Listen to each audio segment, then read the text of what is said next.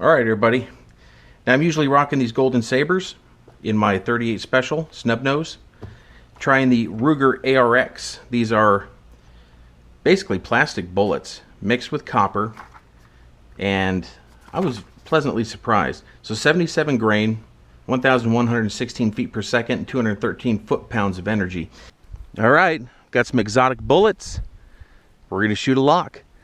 Will it be like the movies? Shoot it one time, it blows off, and after the bad guy? Let's find out.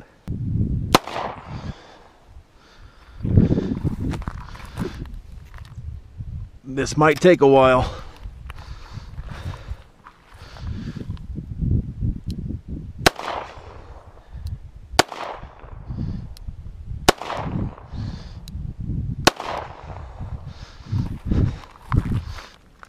Oh, we got it! I think I did that before the 5th shot, before the gun was empty. Nice! It was like the 2nd or 3rd shot. I've got footage of that, and it just broke.